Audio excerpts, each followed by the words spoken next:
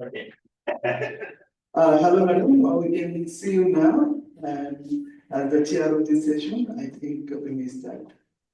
Okay, thank you. Thank you, Imamur. So I'm very delighted to chair this session under the title Hegemonic or Dichotomous Vernacular and Heritage / Traditions. And we have 4 papers or presenters, starting with Lahbib Hussain, Louis Khan at Shiri Bangla Nagar, East Pakistan / Bangladesh. Would you like to come forward to the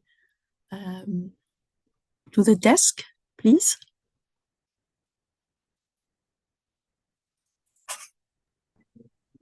Unfortunately, the first presenter of this session, he cannot join us in person. So he has sent us a video, recorded version of this presentation that we are going to find in this session. Oh, sorry, I didn't get that. Is that he's not? The speaker is not available, but someone else will present on his. He has sent his presentation in a recorded version. That Okay. All right. So you can play it from there then. Yes. Excellent. Thank you. Thank you, Imamur. Shall we start? Okay. Thank you for sharing. Share with audio. Make sure the audio is also shared. The audio document. Media.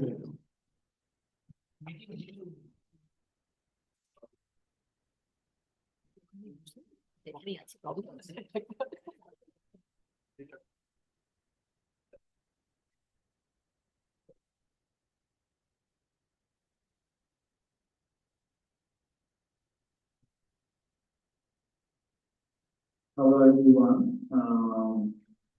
Good afternoon. I'm Labi Hussain. First of all, I'd like to say thanks to the organizers for arranging this workshop and giving me the opportunity to present here. And my presentation is scheduled at 1:30 p.m. local time, which is 2:30 a.m. midnight here, which is why I'm video recording my presentation. So hopefully it will work. So the title of my presentation is Vulkan and Sherman which is from a book chapter that I published in a book titled Rethinking Global Modernism. And but I slightly modified it to align it with the theme of the panel and the workshop. So we know that Vulkan's assembly building in Dhaka has been celebrated as one of the greatest works and an example of modern architecture, unparalleled for its monumental expression and dialogue with its unique setting. However, Kant's idea about landscape and his project's relationship with them remains a neglected topic. So Kant's approach to the unique context of the Bengal Delta, in this case, is the subject of this presentation.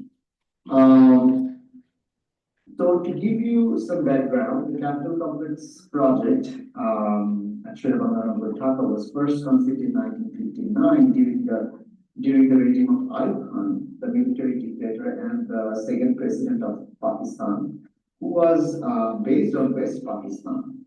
Among many other projects, building a new capital complex in the East Pakistan, Dhaka was a strategic move of Ayub administration, as the disparity between East and West Pakistan did not decline even after the bloody language movement in 1952. Ayub Khan sensed that building a new capital complex would pacify the growing agitation of Bengali nationalism. Here, just to give you a glimpse of the timeline. So Vulkan was selected as the architect for the project in 1962. Then he continued working on the project.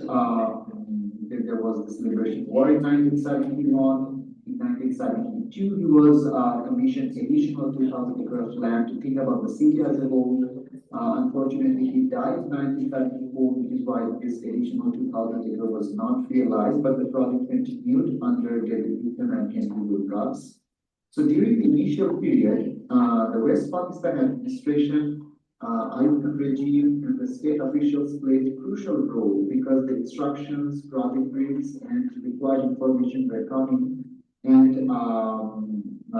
from and filtered through state ideologies. The tension and conflicts between the East and West Pakistan, US aid in development projects, different other movements by Bengali nationalism, as well as the Liberation War of 1971, all provide a vital backdrop in these interactions. Khan had already been developing views on landscape through projects prior to his involvement in Dhaka during the 1950s and 60s through collaborations with landscape architects such as Lee Baragan, Isamu Noguchi, Harry Pattison in projects such as Salt Institute, Vidal Memorial Playground, People Art Museum, and Roosevelt Memorial, which I discussed more in detail in the chapter.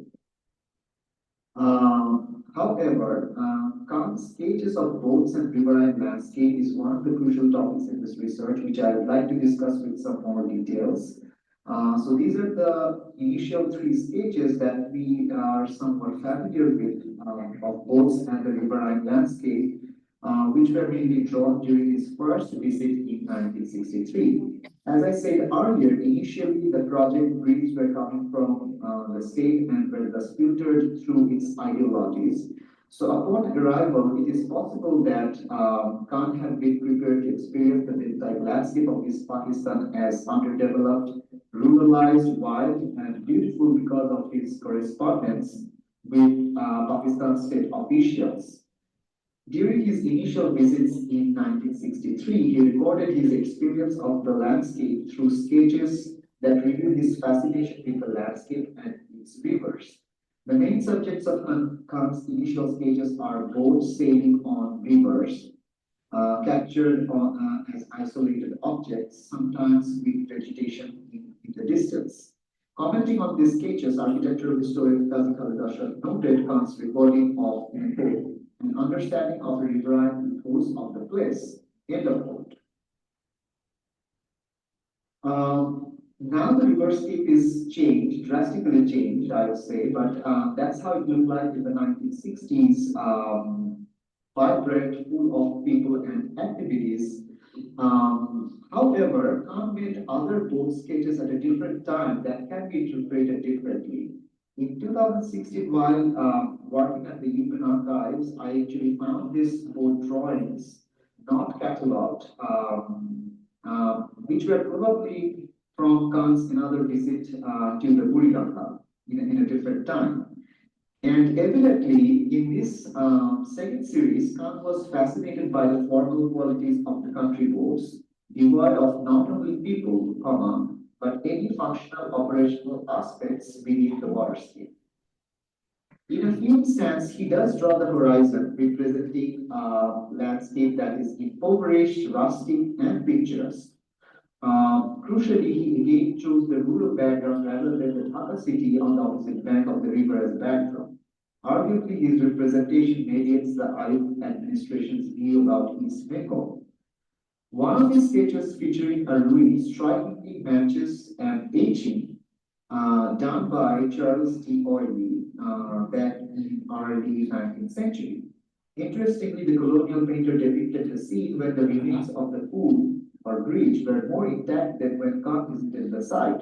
This suggests that Khan's sketch imitated D.R.'s etching, which he would have encountered as a postcard perhaps, or in maybe in other medium.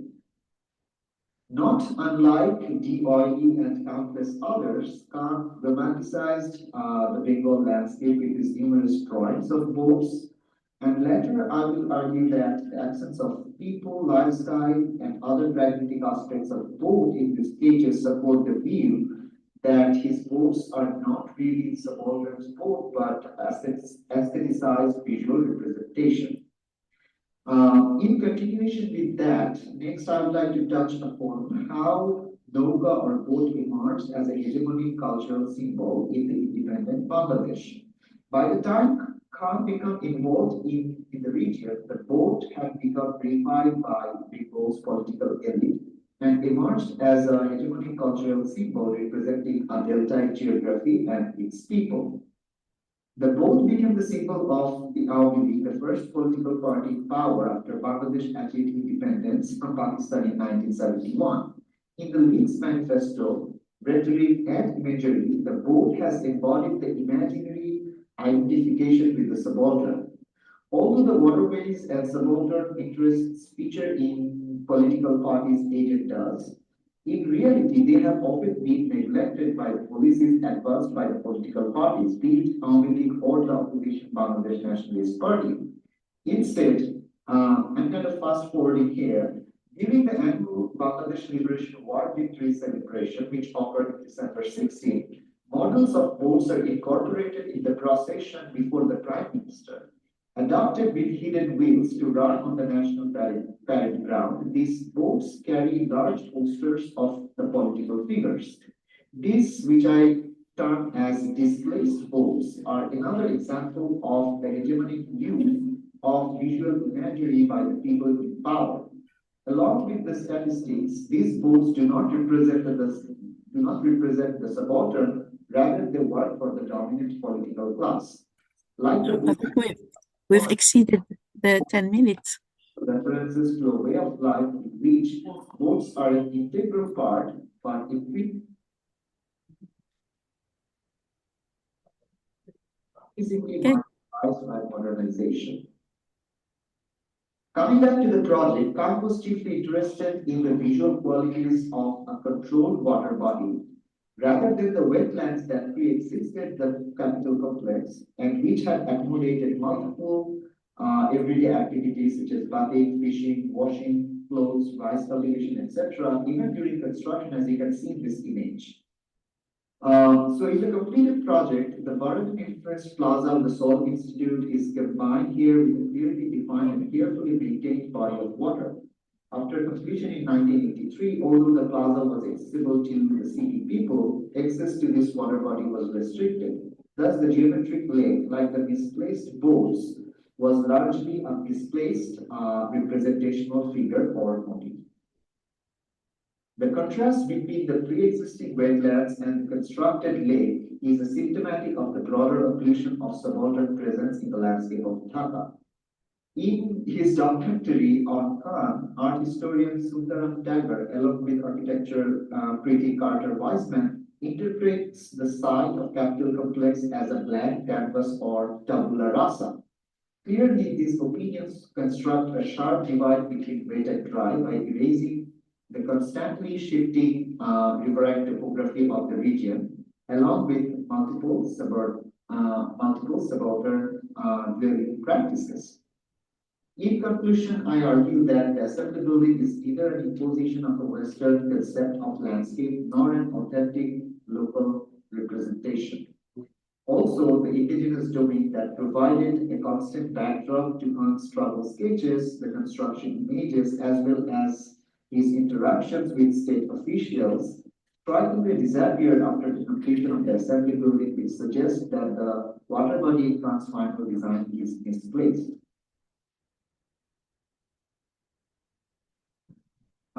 So now, maybe with the lens, as we are talking about decolonizing architecture, how should we read this project in this time in the 21st century?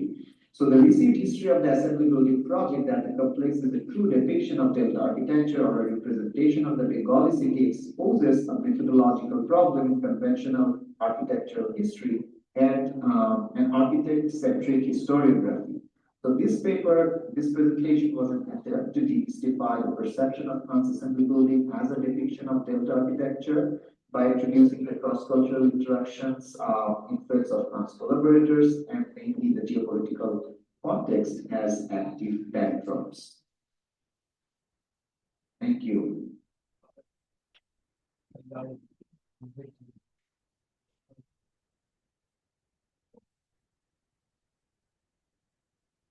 Thank you very much, Labib.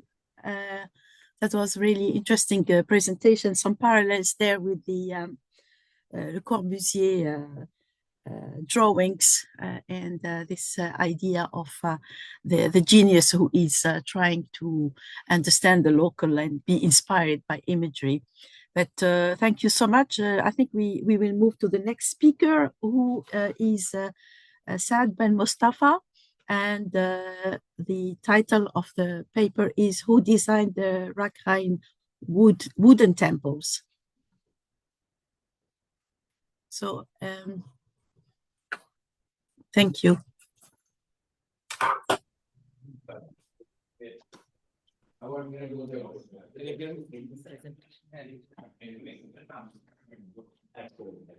Very good.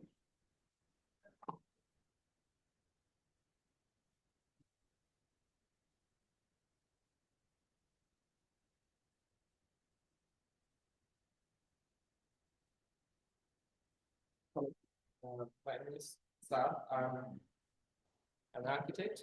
I'm working in the public works. Before that, I worked in Cox's Bazar with the refugees. So during my stay in Cox's Bazar, I frequently visited this beautiful monastery. It's wooden and it's probably 100 of years old. Its name is Uchit Sang, a Rakhine Buddhist temple in Ram. In 2012, over 40 wooden temples, some of those were bigger than this, were burned down. This is kind of the only one that survived in the 2012 arson. But very interestingly, I just found out today that in 2024, just before the election day, on the 6th January, it was again like they started fire on the staircase and it couldn't burn it. So this is personally my most favorite building in Bangladesh, a piece of architecture. So, but we don't know the architect's name. It's not. I tried to figure out, but we definitely know this one's name. Good. Yes. In the right direction. So, what is really colonialism? The dictionary says it's the process of establishing control over less powerful people. And this painting by Vasily, the Russian war veteran painter, it's called Blowing from the Guns, or the Suppression of Sepoy Mutiny. This is the bottom line of what really colonialism is about. And it's still the same case even in today's world. What is truly behind colonization? Our closest, one of the closest cousins, chimpanzees, they and human, these two species, they show a behavior where members of the same species systematically and in groups, they make coordinated attacks on other members of the same species, and after warfare or killing, they mutilate the opponent's bodies. This behavior is quite rare and it's very animalistic. So the colonization, which is about kind of like robbing other things, is colonialism. It's a mindset and it's an animalistic notion of human being, and the fittest will survive and thrive. It's a European narrative. So we, the Congolese population or the Gazan population, who who are not like superior or the fittest, they would suffer. This is the narration. So this is the very infamous case of Congolese genocide of the rubber terror, where this King Leopold from Belgium, he had a, you probably know this case, he had a private colony in the Congo, and he wanted rubber production out of it. But when his employees failed to complete the quota, he needed a hand from the cultivators uh, instead of that quota. So this is a notorious act, and this is really the face of European colonialism. Now, I want to quote a very interesting word. It's called Lahabism. It's a term coined by contemporary Islamic scholar Timothy Winter or Sheikh Abdul Hakim Murad in his book. It's called Traveling Home. It's the Traveling Home. This book is about contemporary religious history of Europe. What is being changed and happening. So, who is Lahab? Lahab is the infamous Abu Lahab, the primary The uncle of the Prophet. yeah, uncle of the Prophet, but he is the most prominent enemy of the Islam. So, wait, my notes. What is Lahabism is actually? It's a mindset or it's the philosophy of Abu Lahab's life. Abu Lahab was concerned about the potential loss of economic benefit from the annual pilgrimage to the Kaaba. So he has nothing to do with spirituality or anything. The rise of Islam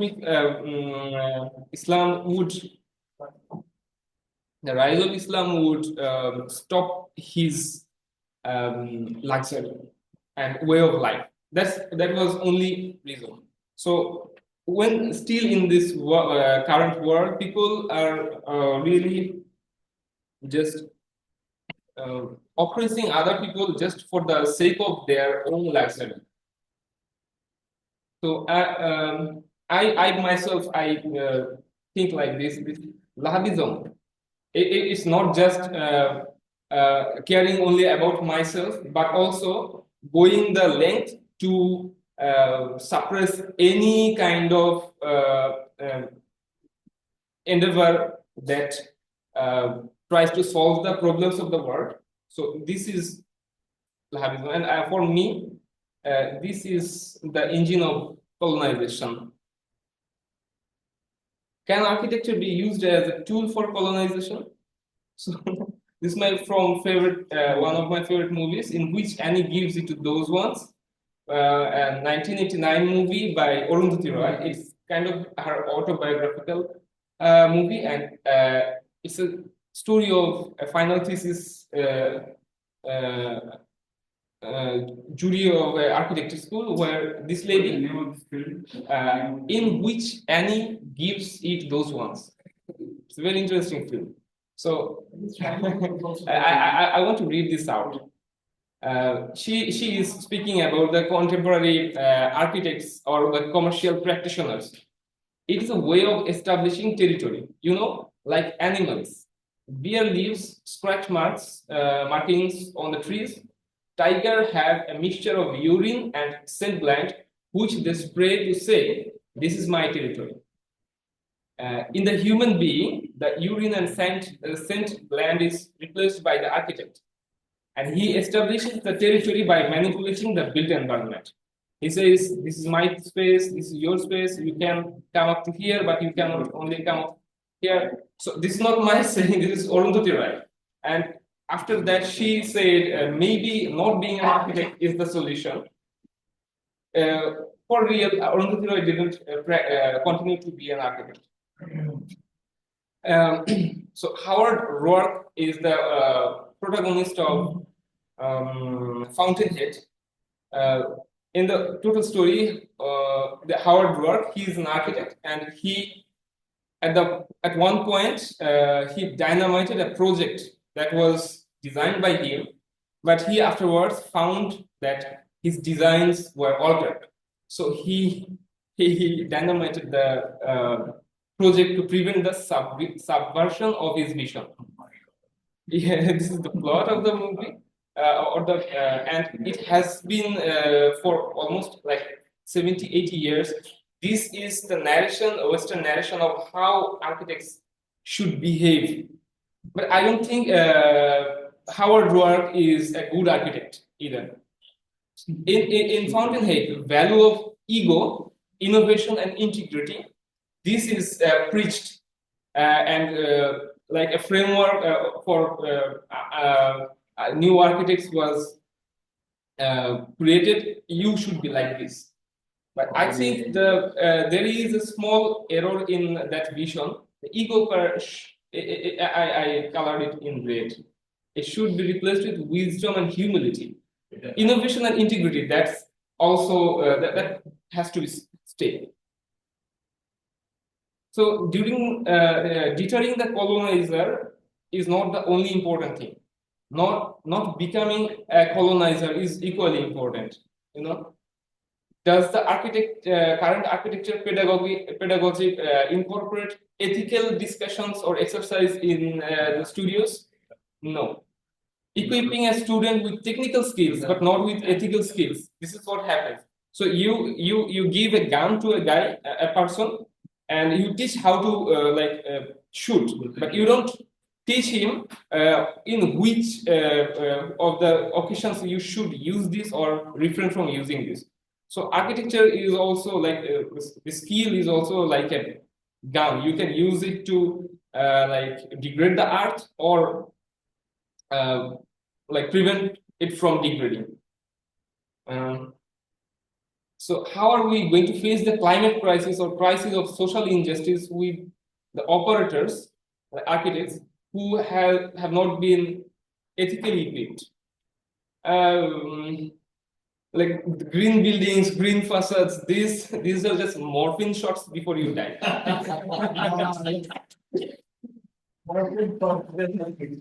And before like climate change hit, there was no discussion about truly about refraining from too much building. It was all about innovation, going to the moon and all the stuff.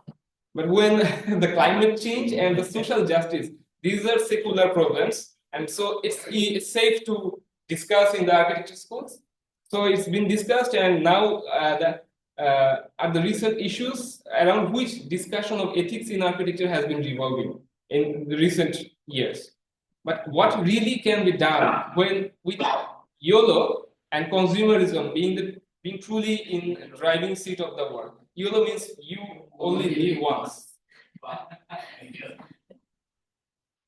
Well, this discussion is a rabbit hole, and we really don't want to go down this. We will not probably get to a point. I'm a layman and I'm not an academician. I do work. I do think to. I like to solve problems by doing something. And this is Laurie Baker. He's an architect and humanitarian. You all know about him probably. In 1917, he died in 2007. So this is from the book Life, Works, and Writings of Laurie Baker. So here, what I highlighted, I'm going to read out. So Gautam Bhatia, who wrote the book, he says, modernist architecture is subject to production line, not the local need or contextuality. So they just produce and they find market to sell the buildings. So modernist architect continuously need to justify his work with help of theories, critiques, etc. He becomes creator of his own form according to his own laws and purpose. This obviously is failing. And in traditional societies where machine and the production lines are still not that overpowering, crafting is critical. The craftsmanship is very critical in those societies for buildings. Options are limited there, and with those limited options, your a big spectrum of your needs is going to be met by a very good craftsman. So, in that kind of society, Laurie Baker turns a architect craftsman. I'm almost. So, what need to be changed? in the red, these should be changed. Students or young professionals are groomed to believe that his self-made form determined by his own law is the best. And I think students or young professionals could be groomed to empathetically read the context and its natural or cultural laws and craft their work within existing laws and elements. So, like, calm down a bit. And after solving all the problems on the world on the paper, license to become the boss of the craftsman is granted in architecture school. Many haven't even laid a brick with own hand in his or her life. So I think when paper architecture is complemented by real hands-on experience or apprenticeship in crafting real buildings, the designer or craftsman apprentice is more grounded and seasoned. So this will help better to solve the problems. Well, I'm not going to read this. No, it's a proposition. And I end the slides with this another two of beautiful Rakhine temples in Cox's Bazar. Yeah. We need to bring back the architects to the ground, maybe see it as one of many ways to earn bread and butter, not the only way to change the history of mankind overnight. But then we need to bring back the tidiness and beautiful craftsmanship in building again, which will attest our commitment for better built environment, deeply rooted in place, nature and culture. And we need to cultivate our heart. Thank you. Very good. Thank you. Thank you very much, Saad Ben Mustafa. That was very inspiring presentation. And there are a number of concepts there that are absolutely relevant to the theme of this workshop. So I'm sure we will have discussion afterwards. So we'd like to have the next speaker is Imamur Hussein, and he's we don't need to introduce him, I think. He's one of the main organizer of this fantastic workshop.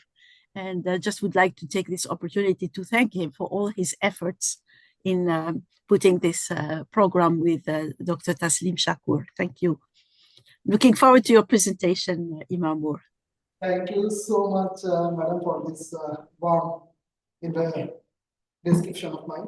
So, with your permission, I'd like to start my presentation today. And the title is Interrogating the Eurocentric Heritization in the Global South, Tracing Colonial Legacies and Biases in Architectural Pedagogy. So I'll be looking both in the practical aspect and in the curriculum. So I have divided my slide into 3 sections.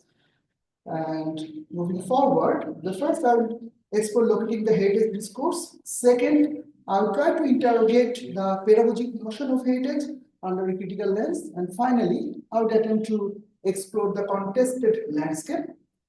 So at first, I would like to pose the question, how heritage is constructed, negotiated, and contested in post-colonial context and in the societies. So our conventional understanding about heritage, it goes to heritage, or as we say, built heritage. It refers to grand historic traditions, monumental buildings, old structures, and aesthetic elements that pass down to generations after generations. And it embodies the cultural, architectural, and historical significance. And we need to pass that from the past to the present. But in a very under critical review, the conventional definition of heritage, we see that it often favors monumentality, aesthetic supremacy, and it controls the meaning. So by doing that, it hinders the underlying relationship to develop the meaningful understanding of communities and people. And scholars from critical heritage studies, they always find that there is always a contestation and negotiations. So heritage is more about place attachment, it's more about the performances, emotional and multiple memories, shared identities, and multi-layered experiences. So in post-colonial thought, heritage is also dynamic. It is contested, socially constructed, that is informed by lived experiences. And in the global south, so heritage is also political, it's plural and polysemic. And we've seen in many instances like this mosque in Syria, like the mountains in Uluru or this statue being dismantled in Kiev, Ukraine.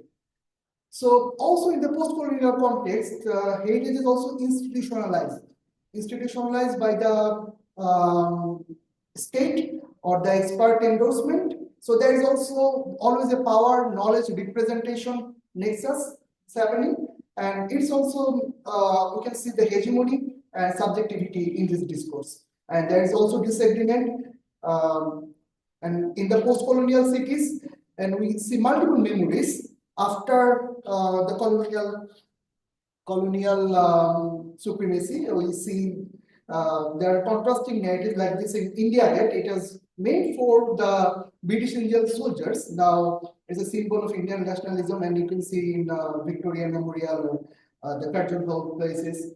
And within this power, knowledge, representation, and interpretation nexus.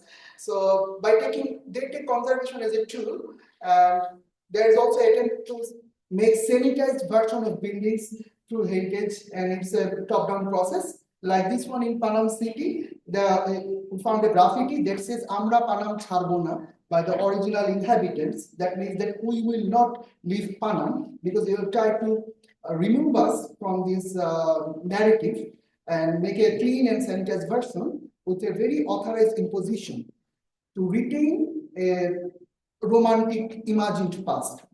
And we can also see when the state is very dominant position and state endorses agencies to make a conservation as a tool to make some narrative driven process. And there are also some counter hegemonic reclamation to these sites, like we see in this Hero Rajar Deshe movie, the Dori Dhore Manota, that has been politically manifested in Sri Lanka or in Dhaka, Bangladesh in some recent movements.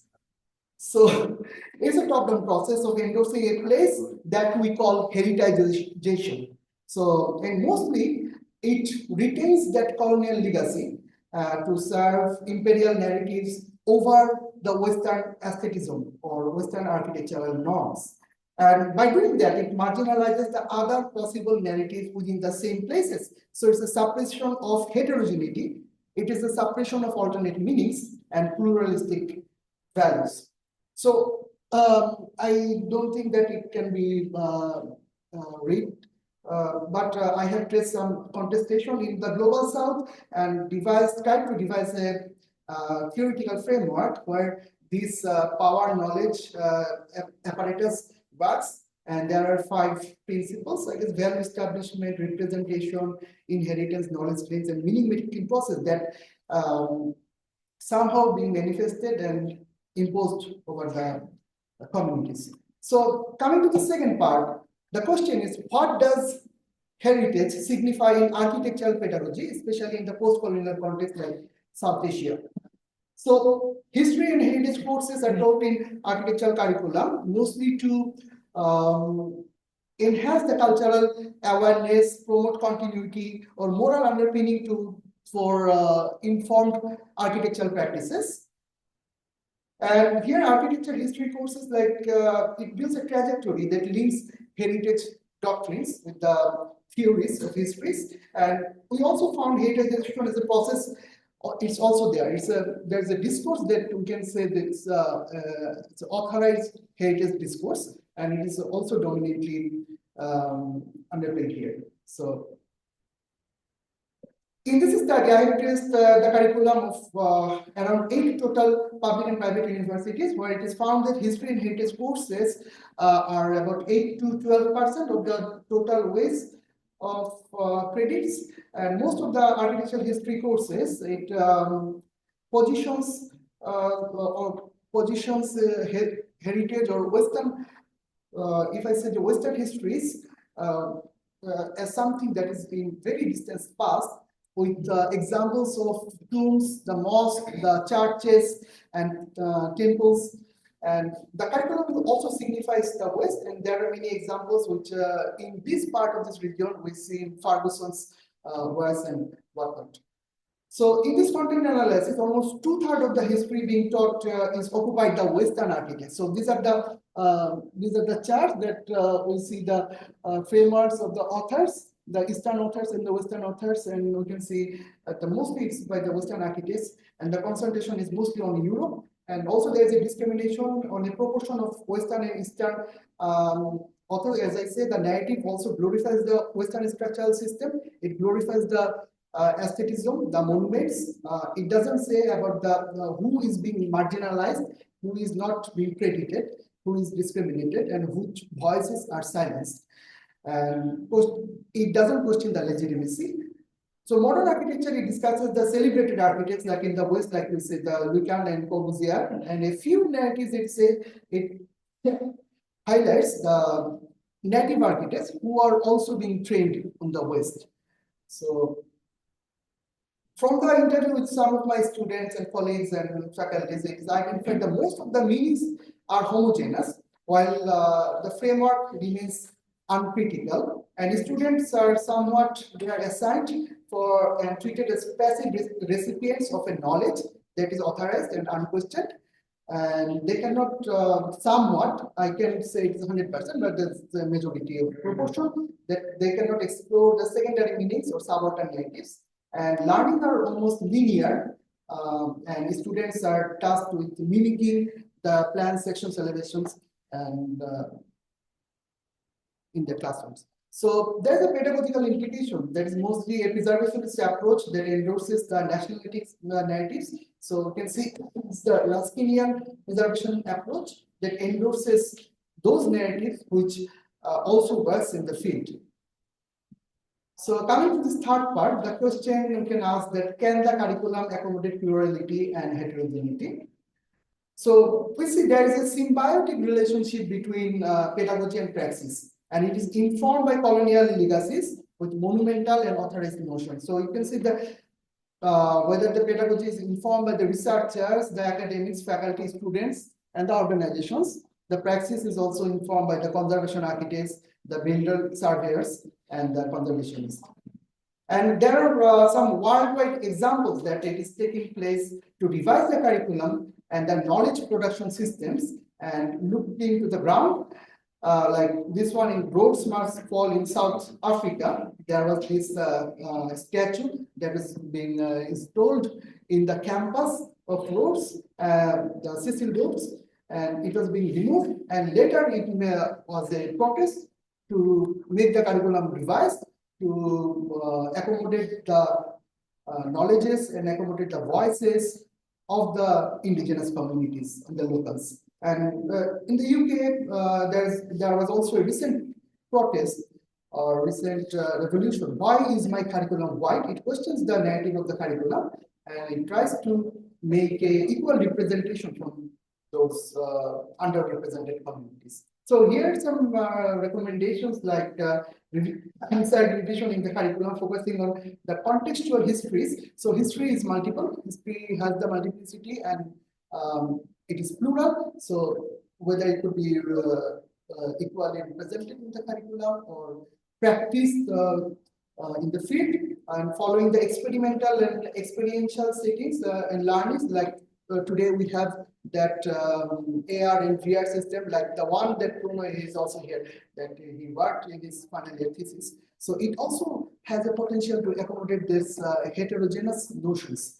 And yes, inclusive design system that we must take our students to the field to know the marginalized voices and try to implicate those voices, try to accommodate those voices in our design studios to maintain equal representation. That's all for my presentation. Thank you so much. Thank you very much, Imamour, for this excellent presentation. Really highlighted quite a number of critical questions that are around this decolonization of architecture education, and also whose heritage, who defines heritage, who defines the conservation practices, and for whom are we teaching architecture? Who challenges the current discourses that exist, that have been perpetuated for many years. And it's interesting to see that there are current movements which are definitely looking at revisiting the architectural curricula And this is something also we are doing at Cardiff University, where we are going to launch a new curricula, and where all those questions we are asking in the context of teaching history of architecture. Anyway, thank you again, Imam Moore, and without any further delays, the last speaker, but not the least, is Anila Yassin, and she will be talking about traditionalism, a resolve or a taboo in post-colonial cities. Thank you so much, Anila. So you can share your presentation, and looking forward to listening to your presentation. Thank you. Good afternoon. Thank you, Doctor. Since time is short, so I will go at a bit fast pace to complete my presentation. Can you see it? Not yet. All right, I have shared. Thank you.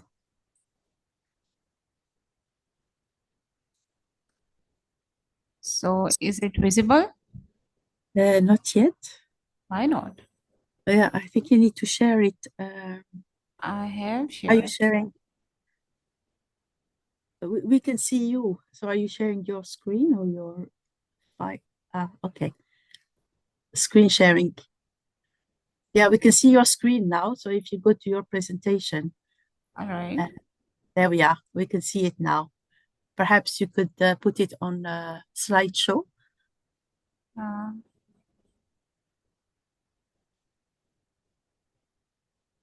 All right.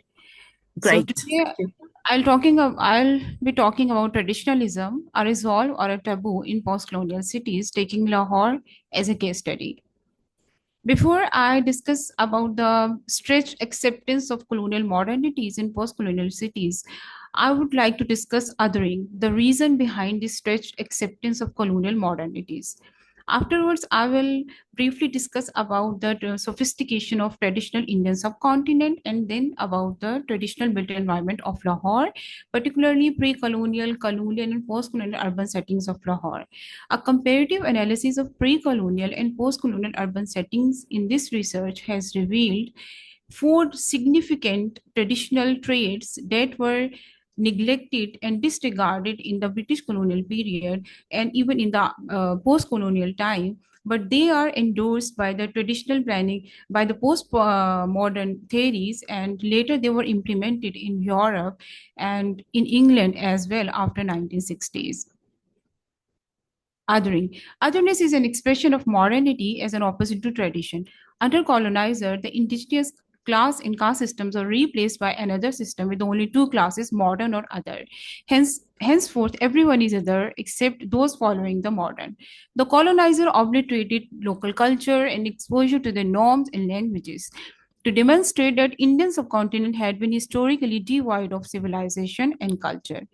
Natives' minds were so manipulated that they started to assimilate colonizer not by force but by their consent. This othering induced inferiority in natives. As a result, they became reverent to English that they would consider East India Company some respectable old lady and the British officers her offsprings. Sidhwa described the same situation in her novel Cracking India. During the partition of India and Great Migration, one of the lead characters says, "If we must pack off, let's go to London at least. Why? We are the English king subjects, aren't we? So we are English." This Englishness often supersedes their sophisticated values and continued in post-colonial era. Eastern sophistication and wealth were attractions for Europe. The British had nothing to export to East even after a century's working of East India Company in India. Before companies' plunder, Bengal was considered a paradise on earth due to its wealth and prosperity. The quality of a Bengali textile attracted European merchants, and cotton imports from India drained the weavers in England. It was a time when the English noblemen on their tour to Indian subcontinent would get inspired by the sophistication of Indian culture. They would commission large-scale portraits depicting India-inspired attire to commemorate their proud tour. The sophistication was not limited to Indian wealth, textiles, attires, and goods of import, but the built environment was of great attraction for the foreign visitors. For instance, Faraz Sebastian is talking about Lahore's inclusiveness as Lahore is a stunning city with a large gateway. On my arrival in the city, I found many people in the streets, including pedestrians, riding animals, and small carts. Similarly, as per Geddes, for a tourist who is already conversant with great examples of Mohammedan architecture from Constantinople to all over India, Lahore is one of the most scenic with its multi-story buildings and rich details. The city's layout was organic, complemented by its picturesque scenery with twisting streets and narrow alleys. The city was a complex web of socio-cultural activities where private and public places fused together. Typically, the ground floor was used for commercial purposes and upper floors as residences, making the city life thrive round the clock, thereby contributing to its robustness. Lahore was annexed in 1849 by British and experienced significant spatial changes with tree-lined wide roads and segregation of activities. British built cantonment in stark contrast with the traditional walled city, and this contrast was called Black Town and White Town. This new fabric was a new thing for the natives, and they admired them so much that they would consider their own city with dirty and dingy streets with its baffling and crooked lanes. On contrary, they would admire the multifarious charms of exquisiteness of Upper Mall, in these words. Its beauty is indescribable. It's certainly a road for European community. All white people can be here. Although natives would hardly travel on this road, as exclusiveness, which added to the attraction for such roads among natives and undermined their own informal traditional street spaces. Soon among the natives, there emerged a new class, who were mostly professionals, merchants, doctors, engineers, lawyers, and who wanted to adjust to the colonial settings. Due to internalization, they sought to reform their inherited traditions with new notions of progress according to their class aspirations. To serve this particular class, the indigenous communities were developed under British Raj to employ modern British planning principles like clear orthogonal street patterns, segregated sites inside these settlements. This was basically a step towards some planned scheme. The class of natives disliked the traditional planning ways and praised the modern British planning principles towards the end of colonial era. The modern British planning principles were established under the Lahore Improvement Trust, which originated in 1922 for the city development and planning. Natives' aspiration to emulate modern and dislike their traditional ways continued even after the independence. Therefore, all planned schemes like Gulberg under Lahore Improvement Trust and other planned schemes under LDA, that was a successor of LIT, were developed based on the modern British planning principles. If you compare both the pre-colonial and the post-colonial, the first disregard we found is the curvilinear street pattern that was replaced by the straight thoroughfares. Though the curve provide the visual hindrance that add element of surprise for the user. Captain called this element of surprise as mystery that would arouse a sense of exploration in the user to make the experience better in the curvilinear streets. On the other hand, the orthogonal street failed to arouse a sense of exploration in the user because they are too easy to understand and offer low exploration. In traditional ways, the only consistency is the inconsistency of architectural details and traditional planning. Geddes admired this democratic growth of walled city and labeled it as a gorgeous city and artifacts of everyday life for centuries. For him, the street pattern was rigid and monotonous compared to the picturesque setting of the walled city. If you compare the section, we see the sense of ownership in the traditional cities because their doors and windows directly open into the street space, and the exaggerated projections at the upper floors and their entry steps directly opening from the street space, this all would enhance their sense of ownership and sense of belonging to the street space. On the other hand, the bylaw street would pull out the residents from the street space, and even they would confine into their own plots behind the setbacks set by the British planning principles. Now, the relationship of the residences with the street space is minimum, reducing their sense of belonging and sense of ownership. The narrow streets in the traditional street setting would end usually in the fruit-rooted spaces that is called katra. Katra is basically a space that acts as a courtyard for the neighboring houses, and it houses many activities like children's play, elderly sitting over there, and having an eye on the children while they're playing, and engaging in conversation with the children, thus fostering a sense of community in the area. Narrowness of the street space would also provide feeling of enclosure. This not only provide the shelter from the severe weather, but induce a sense of privacy, safety, and security. That's why we see the traditional street space in the contemporary setting, even they are, full of people. On the other hand, the orthogonal street that is based on that is a vehicle for the traffic and apparatus for the circulation, resultantly those streets are full of cars instead of people. The traditional streets also have the spatial settings like curves and the bursts that naturally reduce the speed of the vehicles and accommodating all kind of user. As a result, the streets in the traditional settings are inclusive. They accommodate children, women, elderly, and all other kind of users. Orthogonal street patterns, since they are designed for this vehicles, so we see the dominance of vehicles either in the commercial street or tree line beautiful residential street, but they are devoid of the people that they are designed for basically.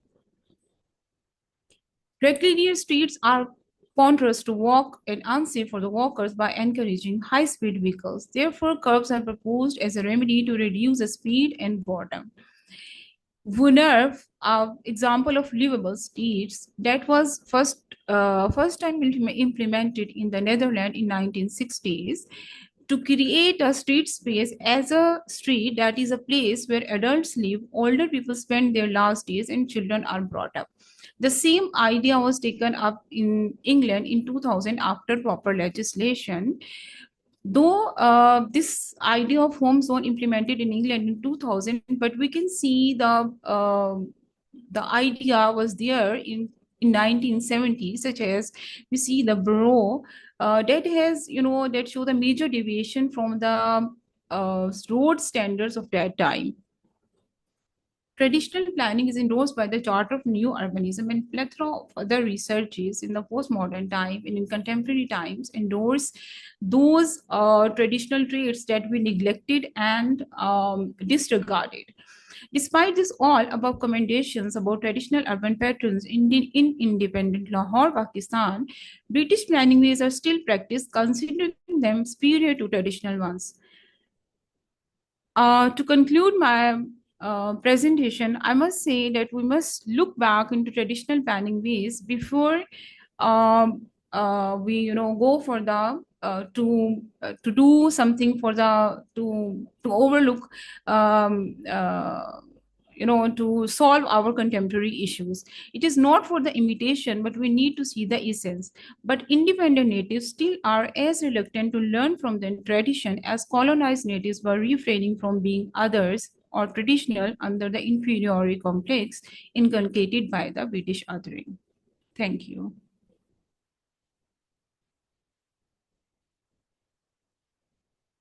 So much, Anila. That was an amazing presentation, and certainly very relevant to what is going on with new tendencies about sustainability, about walkability, about making cities more walkable, about the new concept of placemaking and walkable neighborhood, 20-minute neighborhood, all this new or presented as new, existed as new concepts for the addressing, for example, climate change or social responsibility or well-being in the city are now presented as new concept where the lessons have been learned quite a lot, many times through the traditional settlements. In fact, we have at Cardiff University one studio who's doing studying Lahore, so I will be in contact with you about it, as there we have students who are visiting and doing some interesting studies on Lahore. But of course, they need to look at the historical context, at the colonialism, to develop an understanding and the changing values. So really, very interesting presentation. Thank you so much for that.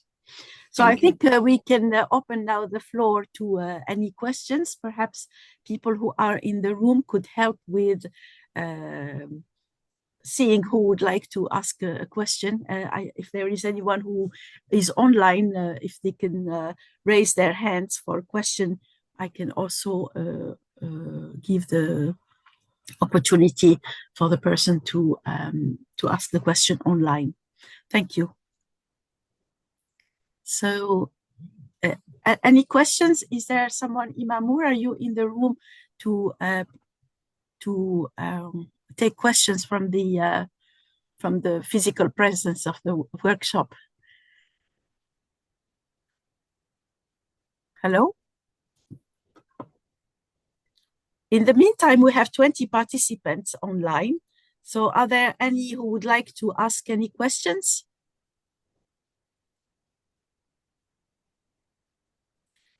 Perhaps I can make a comment while we are waiting for questions. I think someone is, yeah. Hello. Time is unfortunately up now, so you can conclude the session. The session time is up. So you may conclude, please.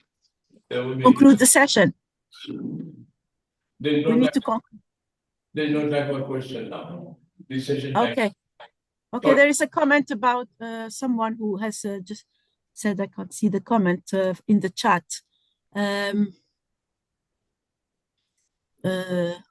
Someone, I can't see the, there was someone who actually said how much they enjoyed the presentation from the chat. So yeah, I think if we need to conclude, we will have opportunities for further discussion on the plenary session. I would like to thank all the participants of this session for their very interesting presentations and the points that have been raised, which are absolutely important. So I think there are quite a number of similarities and intersections between the different presentations in a way the issues that have been raised, and I hope those will be taken on in the plenary session. Thank you so much. So we conclude this session. I think there is a break? Is there a break to the next session 4?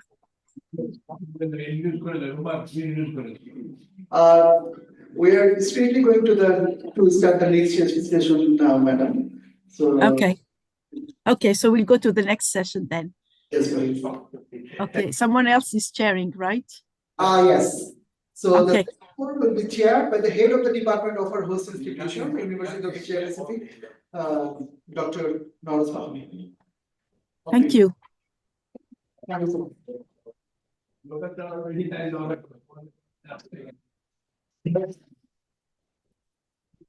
Thank you. I am welcoming you all again for today's last technical session. And in this session, we will focus on challenges of colonizing architectural pedagogy. We have 4 different presentations in this session, starting with Dr. Yasmin Ara. I hope that she is online. Dr. Yasmin and her colleagues present we will present their exploration on the studio approaches in several design studios of Bangladesh regarding urban design pedagogy. This group of presenters currently have been serving 4 architecture schools in Dhaka as faculty members.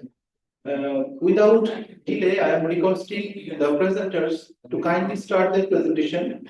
You will get 10 minutes to complete your presentation. I will give a reminder on 8 minutes. Thank you. You can start, Dr. Yasmin. hours.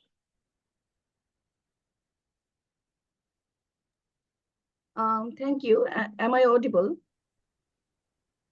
Yes, you are. Thank you.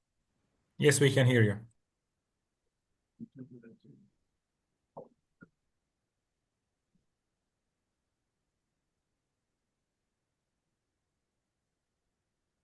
So can you see my slides? Yes. Thank you. Yes, we can see. Thank you. So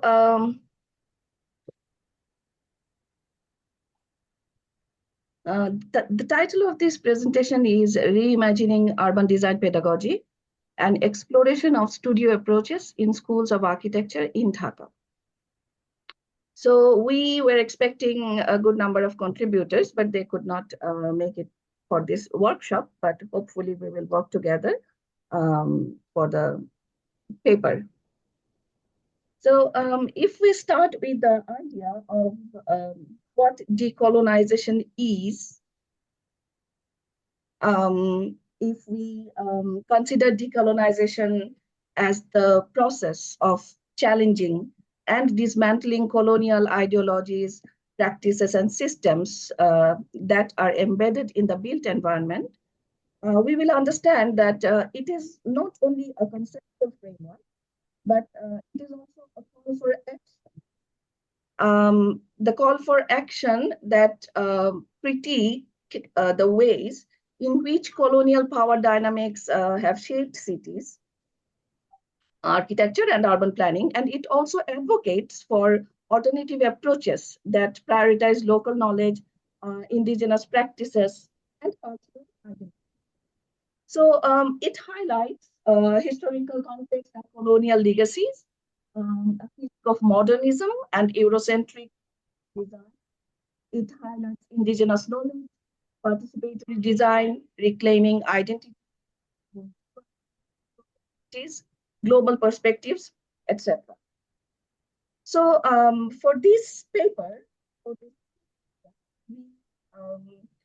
developed a series of questions to assess the urban design projects that are being exercised in several schools of Dhaka, and to understand how these ideologies and the practices are being are attempting to decolonize the teaching and learning process. So questions are like these, like does the project reclaim and reframe local histories and practices? Does the studio promote local or indigenous knowledge systems? Does it focus on informality and inclusivity? Has the studio topics and projects been rethought to address local challenges?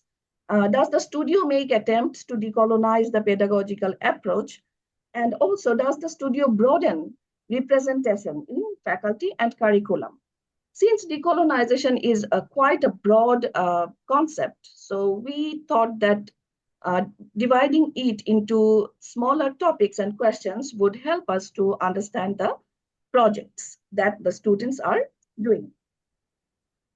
So these questions were again subdivided into smaller questions to explain the project. Like the first one, which talks about reclaiming and reframing local histories and practices, we again asked, does the studio analyze how colonial urban planning shaped the country's urban fabric?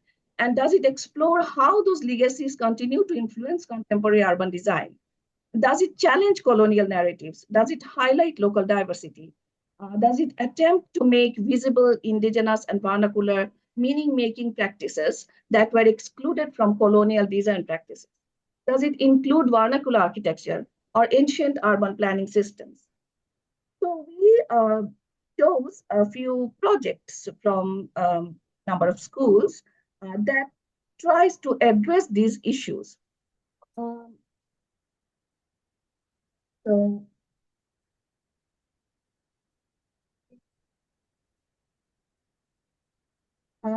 here is one project. It has been done by the students of Zamora University of Science and Technology. It's about which is uniquely positions at the intersection of Dhaka and New Dhaka, and offers rich historical significance in the diverse diverse lifestyle. Here, students were asked with identifying local challenges such as conflict, urban disparities for development by restricting areas with social and cultural identity. The vision was Yes. Hello. sorry. Sometimes you are inaudible. Oh, okay. So, Can you hear it now? sorry. Okay. So, through this exercise, students try to understand the complex relationships between urban systems, people, and demands, and they used a holistic approach, contextually responsive and rooted in the needs of the community. So these types of projects are being exercised in many universities, many schools of the city that respect our heritage, our urban fabric, and tries to be locally respectful and tries to address or meet the local needs. A similar project, a similar kind of project, which is about Bongo Bazaar again, but it was not about the entire marketplace, but the urban street that is located along the bazaar. So the students were asked to unpack the street to make it more inclusive, more vibrant, and inviting for the people to gather and enjoy their time. So in this project also we see that the students analyzed the types of shops there, the organization of the shop, what do people do, what kinds of vendors are there, what kinds of vehicles move on the streets, and how the interface of the street and the bazaar is working, and who are the users or the stakeholders of the area. So the study actually was rooted in local particularity or the peculiarity, as we can say.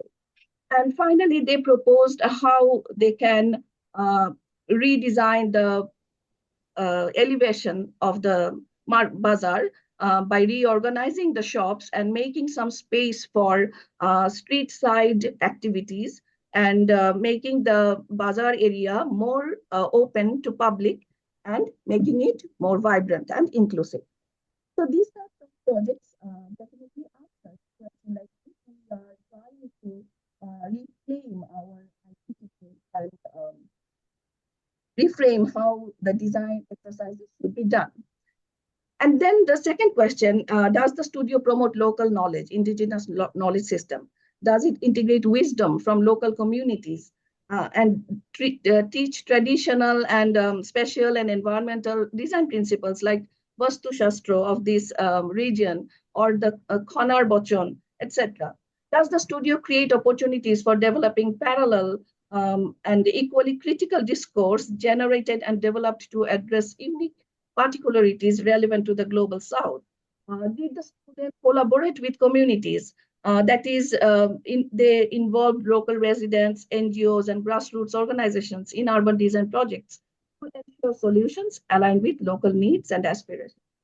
So we also, we again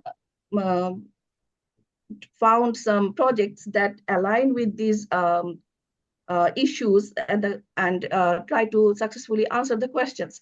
This is another project from Asanullah University where the students were trying to revive a settlement from disaster crisis, and it was a chor area. And we can see the title like Shopno Uponibesh, Durjog Protirodhi o Bonna Sahonshil Abason Prokolpo. And another project in Brack University, which was also done for the Rohingya community who are displaced from their country and has been has got makeshift camp type settlement for them to accommodate. The students try to improve the living conditions for the displaced populations, and the site was Camp 4 Kutupalong Balukhari makeshift settlement. So they studied the entire history of Exodus from Myanmar to Bangladesh and in different phases. And then they studied the sorry? You have 2 minutes left. Okay.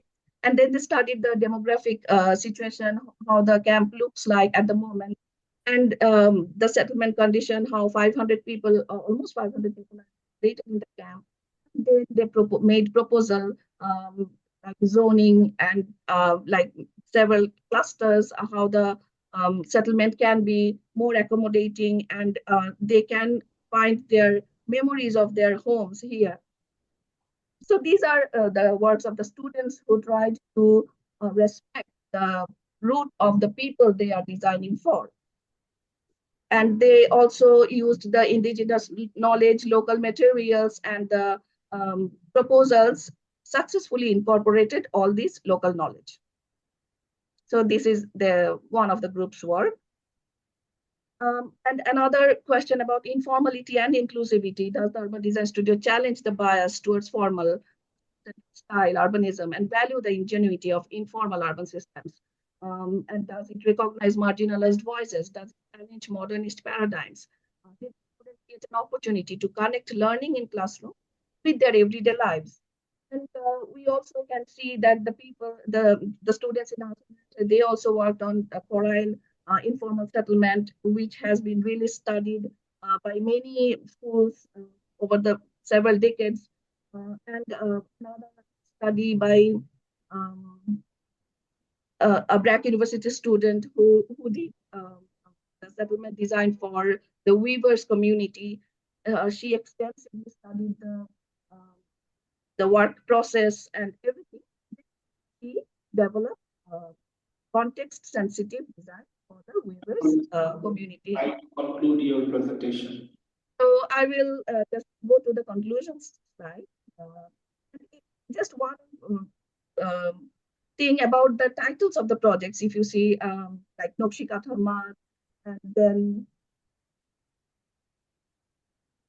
Nobu Udoy, and another project that we had already seen, that by naming or by the nomenclature as well, the students are trying to break the colonial thinking. One of the presenters were already talking about English as a language of teaching and learning. That should be challenged. So the students are already challenging, which they were not asked, but they did. And finally, we can say that towards a colonized urban design pedagogy in Dhaka, if we try, we should think that decolonization is not concentrated only in teaching, learning, and academia. We should decolonize the way of thinking, and at the same time, which is the ideological area of changing our colonial mindset. Colonize the way of teaching, learning, and at the same time, we should decolonize the way of being, which actually is at the individual or at the household level. We are still carrying that colonial mindset, maybe. So that's all, and thank you. Thank you, Dr. Yasmin. In this presentation, though sometimes we fail to hear properly due to technical disruption, we should understand the arguments of the presenter. She gave us some insights of the design studio approaches on urban design issues related to decolonizing terms like heritage, indigenous knowledge, and informality and inclusivity, like this type of criteria. And she showed us several case studies done by students, how they incorporated those things in their design studio projects. We are thanking Dr. Yasmina and her team for these insightful case studies. Thank you. Thank you.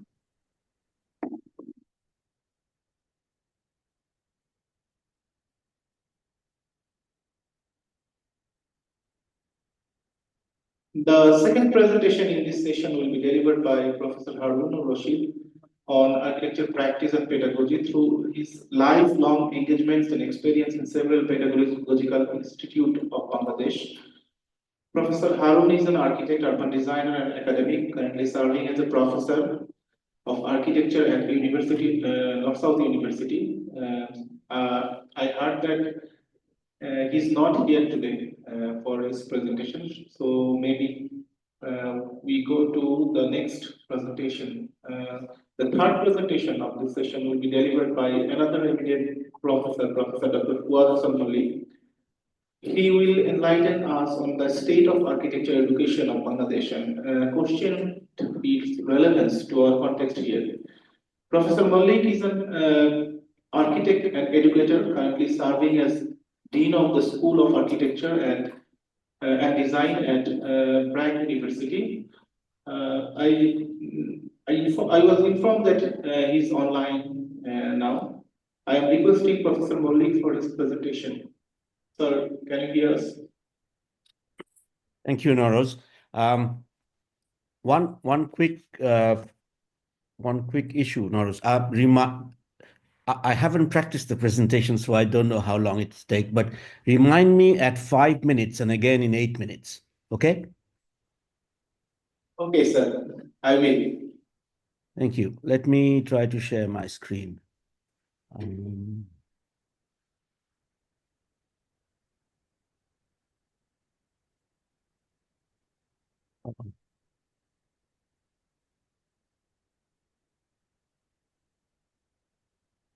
How do I share screen?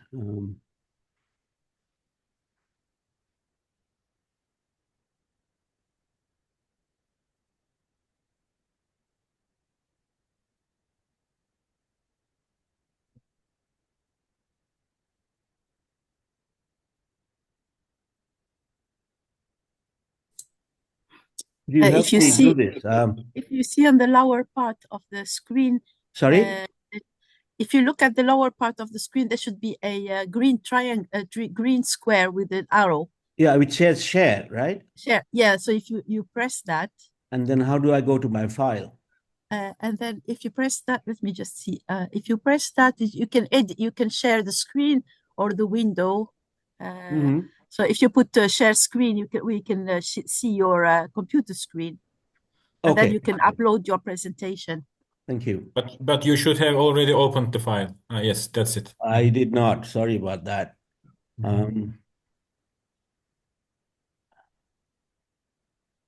Now you shared your screen. Oh, You no, I can should go open on. the file first. I should open the Yes. file. All right. Okay. Just open the file. We will see it. Yes. Okay.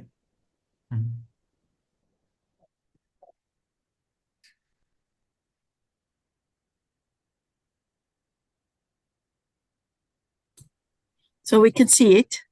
Yeah. Can you see it? Yes, yes, we can see it, but I think you need to go to the top slide. Yeah, Yeah, I'm going to the top. that's it. Yeah.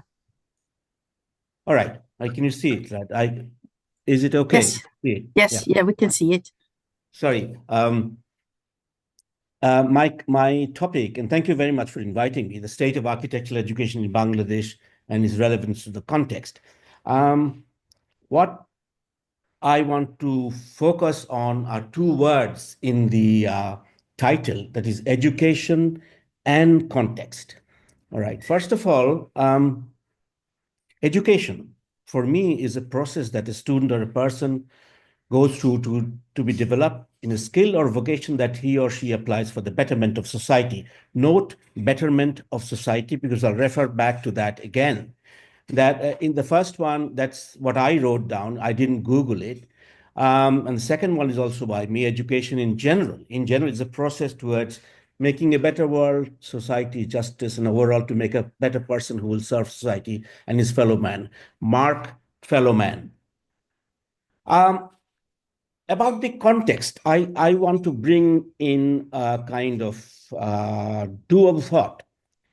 Is the context where it is, or it is intended to be, or it was intended to be in this case?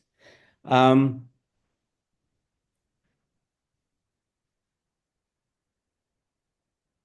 think I would like to go back to the context, the geopolitical context, when architectural education was first introduced in Bangladesh in 1962.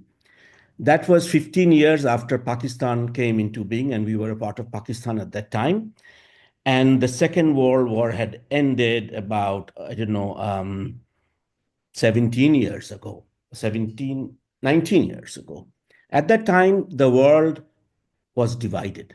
There was the United States, which claimed victory in the Second World War, and there was the Soviet Union, which was the other claimant to the victory, and both had different ways of running a state. One was capitalism, the other was socialism. The United States was at that time very, how should I say, afraid of communism taking over the world. All right, and for that, the South Asia and Southeastern Asia was a kind of place where they wanted to engage in.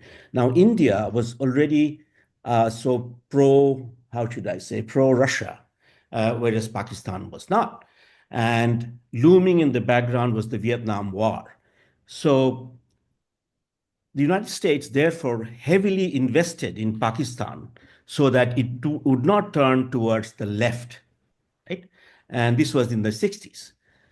And one product of this investment was the architectural curriculum that was first introduced in Bangladesh at the Bangladesh University of Engineering and Technology, then called the East Pakistan University of Engineering and Technology. So in that context, the aim of the United States was to achieve in this part of the world a barrier to socialism and communism, and so that the people are not inclined to the left. So therefore, the curriculum they designed and put in place, it was the United States, Texas A&M University, which designed the curriculum, was absolutely appropriate for their purposes. They wanted to create sort of elite architects, designers, so on and so forth, serving a capitalist society and a democratic society at the same time. Alongside, there were quite a number of American architects working in the 60s in Bangladesh, and here are some of them, and of the most famous being Louis Kahn and his Parliament building. So that had a heavy influence on the way architecture was taught at that time. It produced architects. It produced, I think, really good architects, in the sense that they were designers of buildings, they did good designs, and then later on, as the years went by, the architects of this country gained fame for their work, which was actually basically designing buildings. And here are a few examples of award-winning projects and significant projects that influenced the course of architectural design in this country. Sir, you have 5 minutes left. Sorry. Now, more than 60 years later, we have 28 architecture schools, 12 accredited, and a 5-year degree program for all of them. But the reality of the context has changed, right?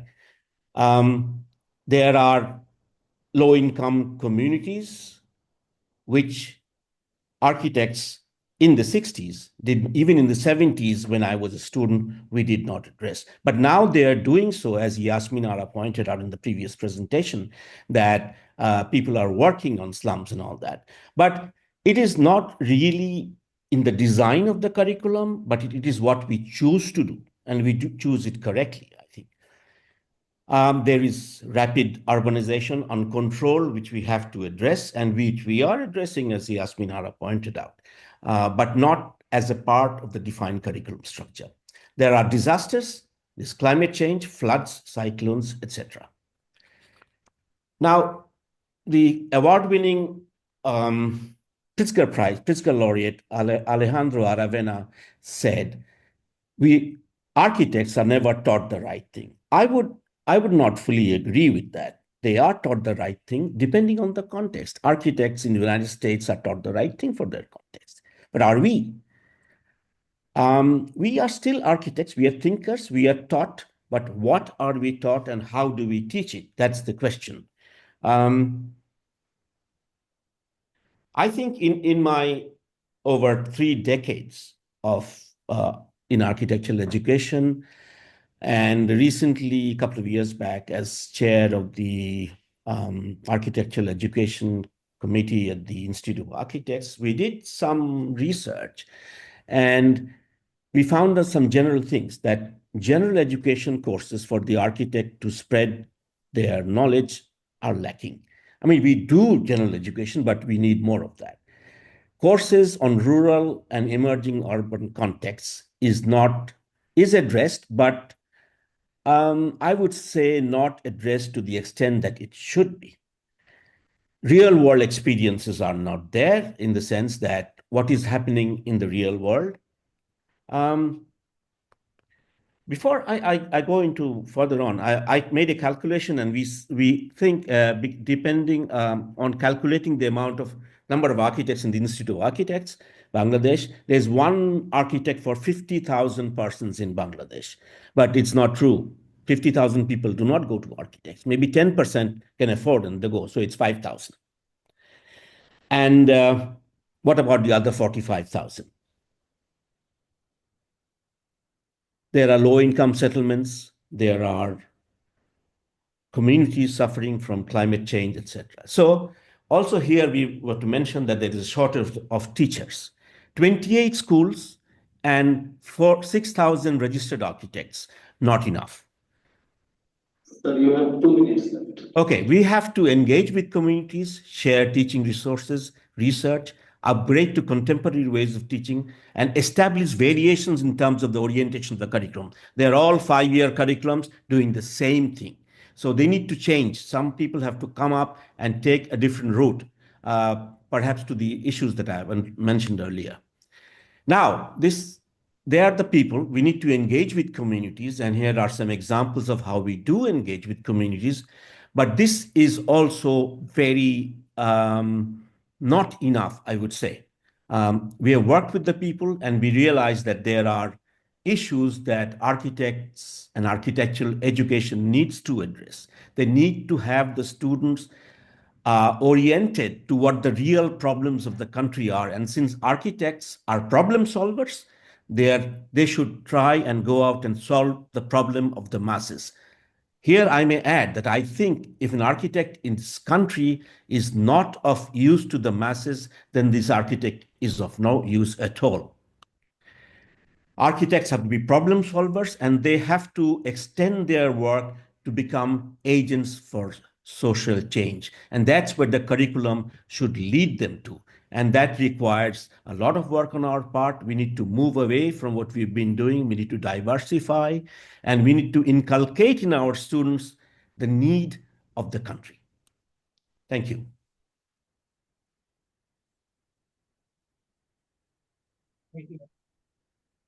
Thank you, sir. In this presentation, Professor Malik skillfully defined the terms education and context and elaborating the context part. He showed Are you asking me a question? yes, sir. I will. I can't hear you clearly, Nauras. Oh, sir, can you hear now? I can hear now, yes. Okay. Professor Malik skillfully defined the terms education and context, also elaborating the context part. He showed the inception of architecture pedagogy in Bangladesh and demonstrated the transformation of recent context in terms of urbanization and also time period and technological issues. He showed the shortcomings of the curriculum, challenges of the faculties, and recommended his very thoughtful suggestion. We will take questions after this session. Please write down your questions, and then after the session we will ask. Okay.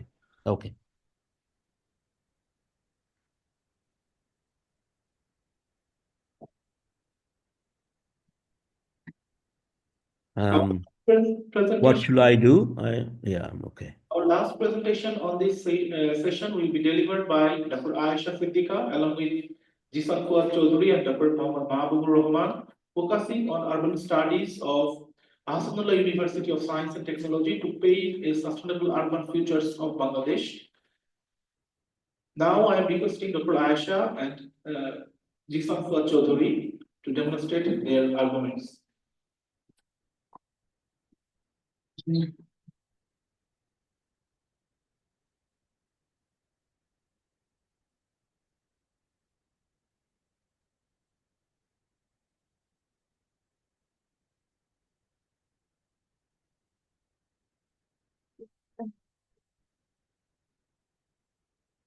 Here.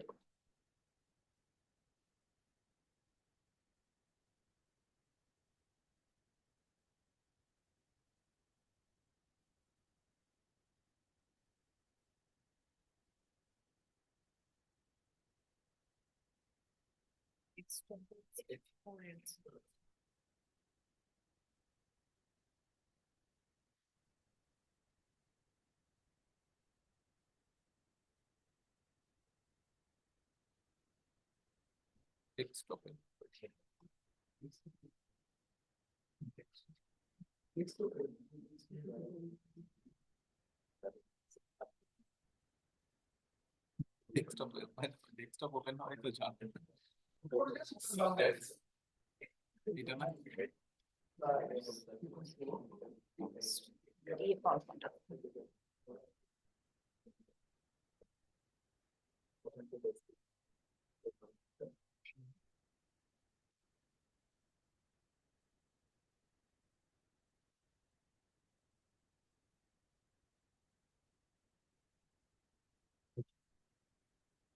Good afternoon, and thank you very much for the introduction. For the today's presentation, we are going to talk about the urban studies at OST, a new paradigm for sustainable urban features. Let's get started. Did you know that by 2050, nearly 70% of the global population will live in the cities? This unprecedented urban growth presents both tremendous opportunities and complex challenges. As educators and researchers, we must ask, are our academic programs equipping the next generation to tackle this challenge effectively? As we see in this in the current curricula, as we are studying there, in many institutions here prioritize Eurocentric theories, ignoring non-Western contribution to architecture. Especially in our cities, where we have a lot of problems, as we are seeing, we see the shortage of such expertise on this field, as we often rely on Western-centric model or concept of facing challenges and seek opportunities. So here we are going to initiate studies, master's program, which is the urban studies as we call it. And keeping that in mind, we have the few context of the background that we are facing or addressing, which includes the need for introducing urban-related curricula at OST, involves knowledge with an interdisciplinary understanding of cities, their development and the challenges they face. Hence, understanding urban dynamics is crucial for addressing issues of fast-growing urban areas.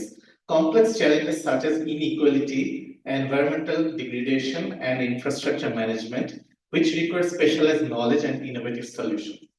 Further requires significant challenges in implementation and management. The program integrates multidisciplinary sectors such as sociology, geography, economics, political science, architecture, and so on. Since there is an inadequate number of properly trained professionals, the goal is to develop a robust urban studies master's program that equips students with the interdisciplinary knowledge, practical skills, and innovative tools needed to address complex urban challenges effectively.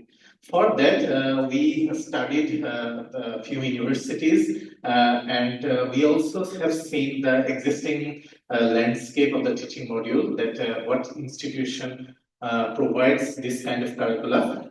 First, we initiated few phases. First phase is to initiate a colloquium workshop, which accommodates both professional and academic resource person to exchange ideas and opinions. We invited them into our platform and started exchanging ideas while we go from there, from first phase to the next phase. For the next phase, we kind of a brainstorming that we started the benchmarking from the very different universities. So we took the both sectors of the urban design and urban planning program. And for the urban design, we took some universities, and we also took some universities for the benchmarking, as you have seen in the slide that the Masters of Urban Design, and the next slide is the Masters of Urban Planning. So we concentrated into the different regions like the Europe, US, Canada, Asia, and the local universities, and then to check on how their program accumulates. Although we are decolonizing the concept that we are more into studying focus in our local context base, but we are setting a standard, a benchmarking for the international standard, so that after graduating, the graduates can accumulate or to dive into the market-driven challenges and then work accordingly. So in the next phase, the third phase, we set some visions, some PLO, PO, and the study curriculum. We initiated those things.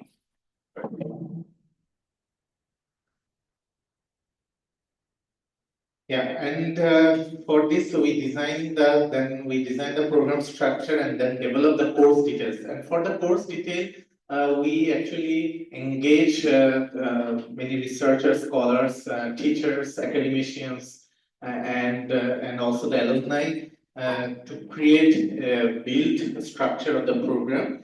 And also we develop the program like in the UGC guided in the OBA format. So here you can see the vision of the program on the next slide.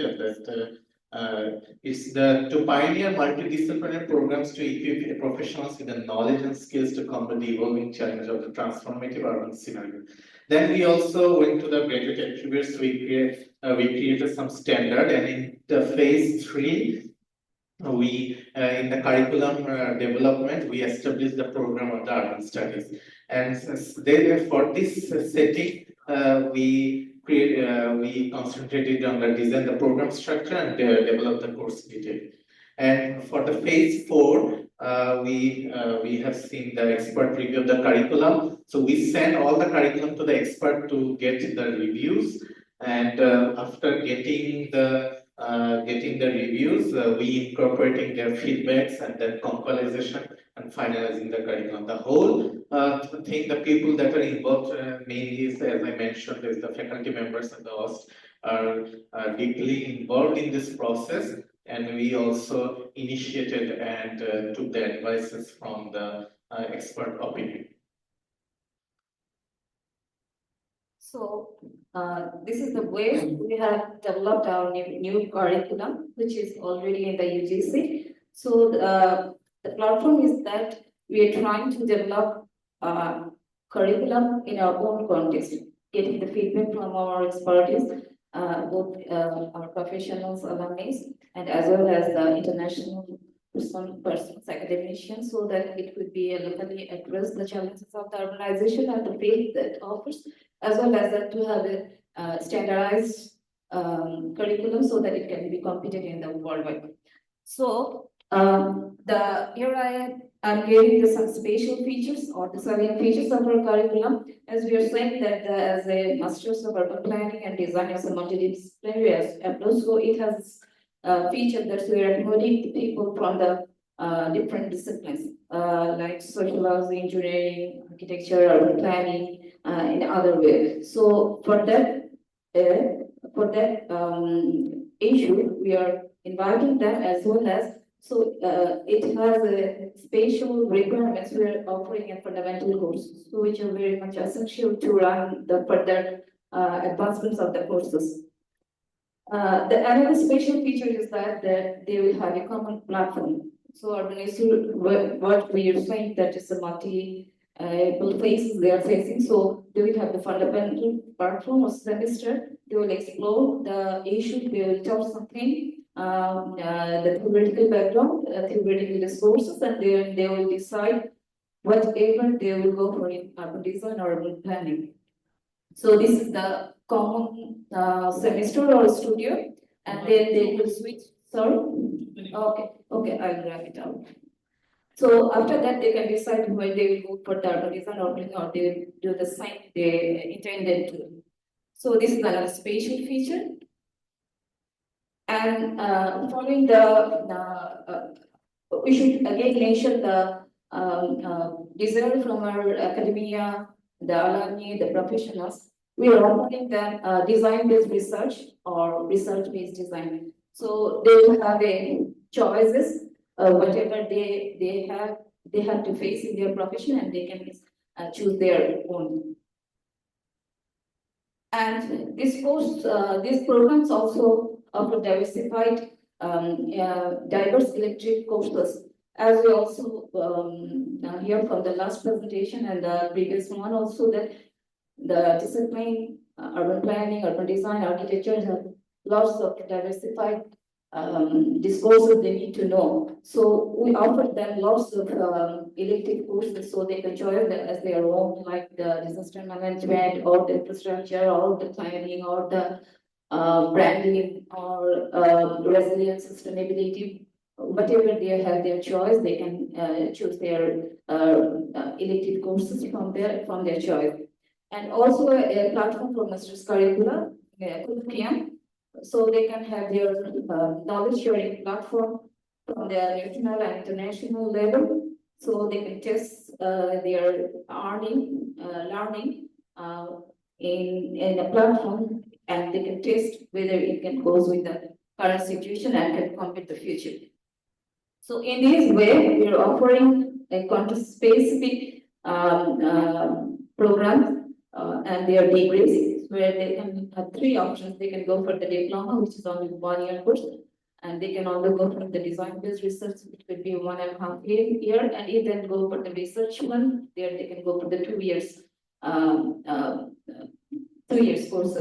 So this is our new era, or new approach for addressing the contextual demand of our professions, and we as in a platform also assembly in university faculty of architecture, planning, and trying to address the demand of the profession and our discipline, so that we can prepare them for our nation and for the international as well, to address the challenges. Okay, thank you. And just for the last slide, I can say that they can have their job opportunities, or they can show their expertise in diversified discipline. Okay, thank you all.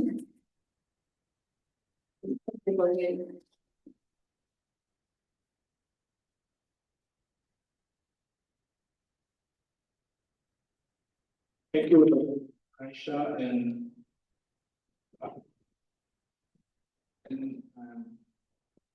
nice presentation from Jisan Fuad Chaudhary.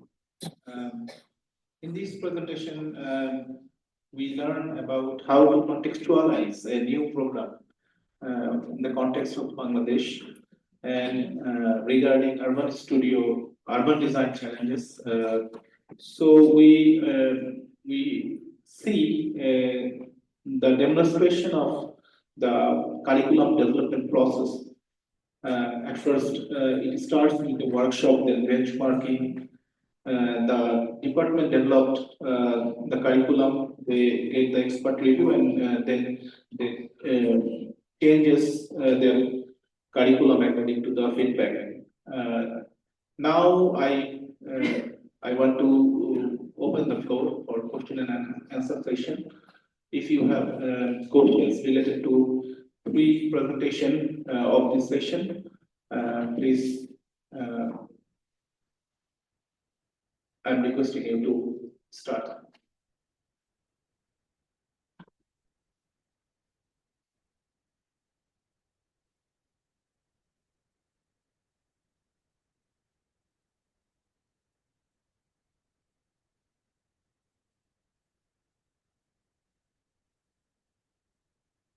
Very much. As a young educator and from the Department of Architecture, State University of Bangladesh. I would like to congratulate Ms. Aisha Siddiqui and Jishan Chaudhary for their new master's program. And I think we will be telling the students some points from you, not from the KMLs or some others someday. And one point I want to include with you that what are your visions of rural studies or planning and the landscape planning of Bangladesh? Because I think we are not focusing on that as much we want to focus. But what is your vision in your program?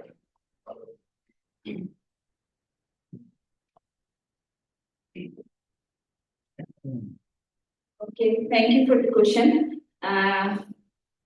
Of course, we have tried to address the issue. One of that's the rural planning too.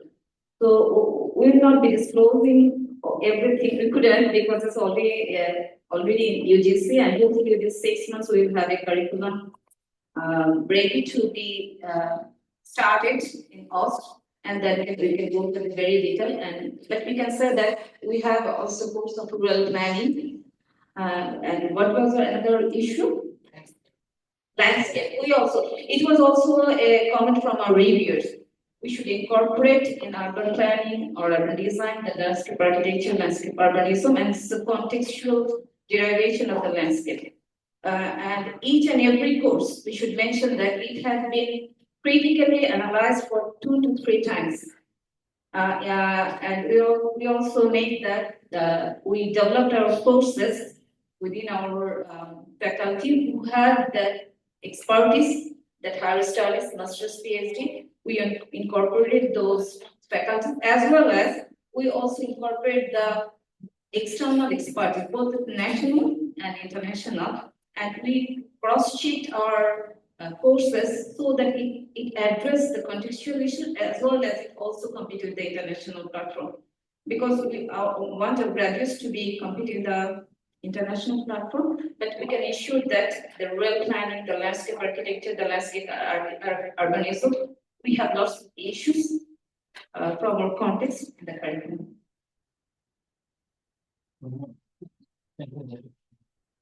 I have a question. Please. Okay, so I have a question to the sir and also the Dr. Yasminara. As mostly we are from the academician, we know that we have to revise our curriculum after 5 or 10 years, usually after 5 years. So after the liberation or the left of the colonial period, we have lots of time, lots of scopes. We had to revise our curriculum or address the local issues in our curriculum. So did we try our best, or did we try our curriculum revision to incorporate the contextual or the decolonizing issues in our curriculum? So this was my question.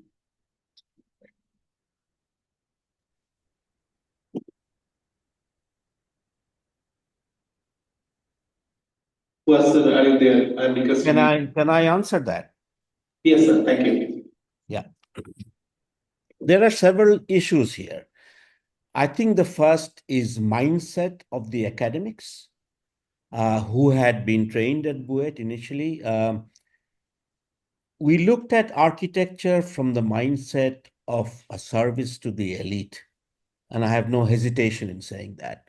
It's true. When I was a student or when I was a teacher at BUET in my early years, some attempts by me to work with low-income settlements that were around the road in Nilkhet, if you remember, I don't know, Toslim Bhai probably remembers, did not work out very well. That's one issue, the mindset. The second is that when you design a curriculum, for it to be implemented, it needs to go through an approval process, all right? And the approval process is with the University Grants Commission. And the University Grants Commission hands it out to if I may say, an expert who then suggests changes or approves it. Now, this expert in most cases is a BUET curriculum alumnus, all right, who's been taught there. So this person is also in that orientation. So, but I think now, if curriculums were to be revised and they went to experts now, so the who are now experienced faculty members or professors, that would change. All right. The second thing is, why 5 years? All right. Why not 4, or why not advance to 6 with a master's added? And why not change the orientation of the school's approach?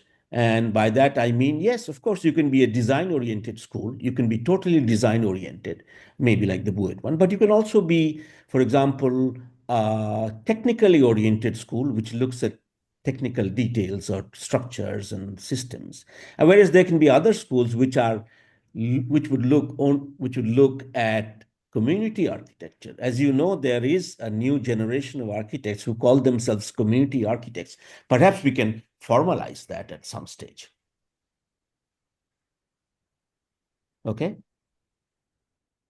Thank you, sir. Can I add a few sentences to Professor Malik? Yes, Is it possible? Is it possible? Yes, please. Thank you. I really appreciate Professor Malik to underline the fact that architects, designers, planners are most of the time servants of the elite. But we need to use a more general umbrella term like political clientelism, because the elite is a subset of political spheres. When you define political sphere by only using capitalist relations, you will end up with people who can define themselves. I can design for anyone who pays, and it goes to and you cannot imagine where it goes. But I also love the way that Professor Malik put community architects and collective planners. I carry that idea and spirit in myself. That is the starting point, I guess, because in the East Indian Corporation era or the Babali kanunları in Ottoman times, oppressed and forced to run all the financial structure. They were controlling the money. After controlling the money, they can force anyone to build any type of buildings or any type of thinking, because they start to be able to buy anyone they want. I urge again, by wrapping up my sentence, political clientelism is a very dangerous dangerous subject.